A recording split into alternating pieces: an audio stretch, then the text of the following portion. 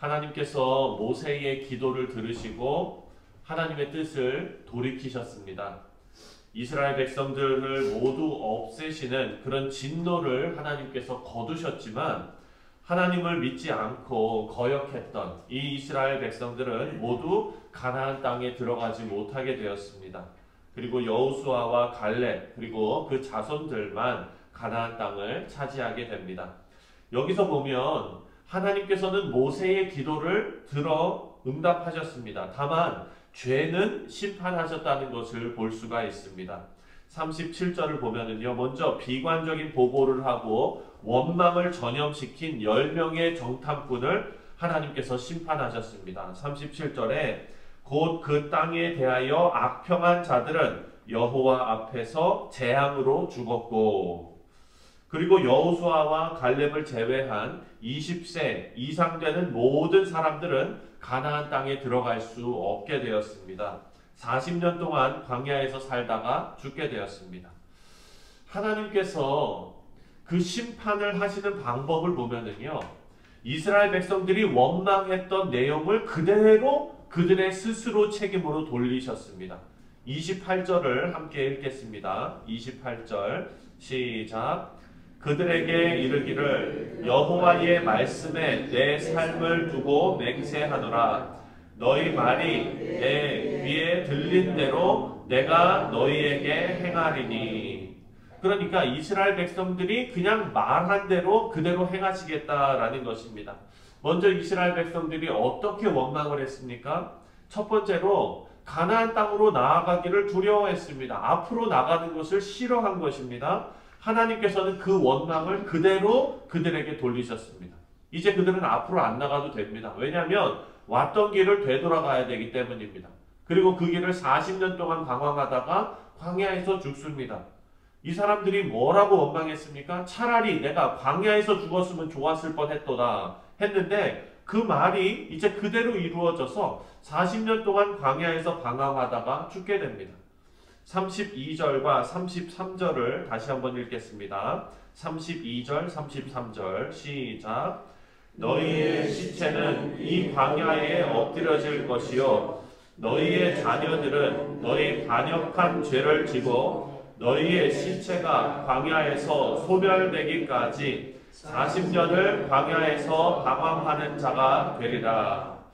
사랑하는 성도님들, 우리가 하나님 앞에 간구하는 기도들이 있지 않습니까? 그런데 우리가 기도하는 대로 모든 것이 다 이루어집니까? 사실 그렇지 않습니다. 그런데 만약에 우리가 구하는 대로 모두 이루어진다면 그것은 우리에게 재앙이 될 수도 있습니다. 그래서 우리가 구하는 대로 모두 이루어지지 않는 것이 오히려 은혜라는 사실을 알아야 합니다. 이스라엘 백성들이 하나님 앞에 원망하며 쏟아놓은 그 말들이 그대로 그들에게 임하게 되었을 때 그것은 그들에게 재앙이 되었습니다. 우리도 인간의 짧은 생각으로 하나님 앞에 말로 범죄하지 않도록 우리는 조심해야 합니다. 하나님께서 긍휼히 여기시고 오래 참으시기 때문에 그 은혜로 우리가 오늘 하루를 살아가고 있는 것입니다. 이제 이스라엘 백성들이 이 상황을 파악하게 되었습니다. 자신들이 하나님 앞에 큰 범죄를 저질렀다는 것을 깨닫게 되고 그리고 이들이 이렇게 말합니다. 39절과 40절입니다. 39절과 40절 시작. 모세가 이 말로 이스라엘 모든 자손에게 알림해 백성이 크게 슬퍼하여 아침에 일찍이 일어나 산 꼭대기로 올라가며 이르되 보소서 우리가 여기 있나이다. 우리가 여호와께서 허락하신 곳으로 올라가리니 우리가 범죄하였음이니이다. 이렇게 깨달았어요. 그런데 이미 때는 늦었습니다. 지금 이스라엘 백성들은 통곡하면서 이제서야 하나님 우리가 가나안 땅으로 올라가겠습니다. 이렇게 열심을 내거든요. 하지만 부질없는 짓입니다. 모세는 가지 말라고 말합니다. 왜냐하면 이스라엘 백성들이 끝까지 우기고 있지만 하나님의 임재는 법궤는 그 진영 가데스 바네아에 있는 거예요. 백성들만 자기의 뜻을 굽히지 않고 올라가겠다고 열심을 냅니다. 욕심을 부립니다. 그 결과는 안 봐도 뻔합니다. 44절과 45절입니다. 44절과 45절 시작. 그들이 그래도 산 꼭대기로 올라갔고 여호와의 언약궤와 모세는 진영을 떠나지 아니하였더라. 아말렉인과 산간 지대에 거주하는 가나안인이 내려와 그들을 무찌르고 호르마까지 이르렀더라. 아멘. 이스라엘 백성들은요, 아말렉 사람들과 가나안 사람들에게 무참하게 패하고 맙니다. 여기서 우리가 알 수 있는 중요한 사실은 뭐냐? 성도들이 가장 두려워해야 하는 것은요, 하나님께서 함께하지 않으시는 겁니다. 하나님께서 함께하실 때는 그때 당시 최강의 강대국이었던 이집트도, 애국도 이스라엘 백성들을 막지 못했습니다. 하지만 이제 하나님께서 함께하지 않으시니까 그냥 가나안 원주민들에게도 참패하는 결과를 당하게 됩니다. 하나님께서 함께하지 않으시면 우리는 무력한 존재가 되는 것입니다. 그래서 우리는 지금까지 함께하신 에베네셀의 하나님, 나의 자격 없음에도 불구하고 함께하시는 하나님의 은혜가 우리 가운데 필요하고요. 그리고 또 임마누엘의 하나님, 지금 나와 함께하시는 하나님의 은혜가 필요합니다.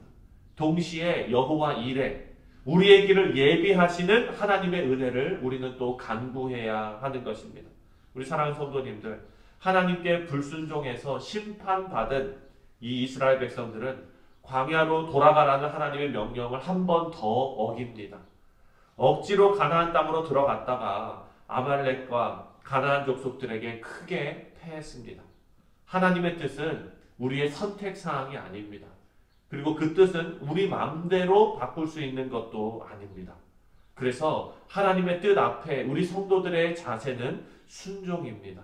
우리 성도들이 살 길이 순종임을 오늘 말씀이 우리에게 가르쳐주고 있습니다. 어리석은 이스라엘 백성들처럼 원망과 불평으로 주어진 기회를 다 날려버리는 그런 어리석은 성도가 아니라 아직 우리에게 기회가 남아있을 때 하나님의 뜻을 순종으로 받드시는 우리 귀한 성도님들 다 되시기를 주님의 이름으로 축원드립니다. 사랑하는 성도님들, 우리가 기회가 아직 남았다는 것을 어떻게 아십니까? 숨 쉬고 숨을 내뱉고 살아있다는 것이 아직 기회가 남아있다는 증거입니다. 그래서 오늘 하루 우리가 살아가는 것도 하나님께서 우리에게 은혜 베풀어 주시고 하나님의 뜻을 우리에게 이루시고자 하는 기회가 우리에게 있다는 것을 꼭 기억하시고 오늘 하루도 우리 모두가 승리하시기를 다시 한번 주님의 이름으로 축원드립니다. 기도하겠습니다.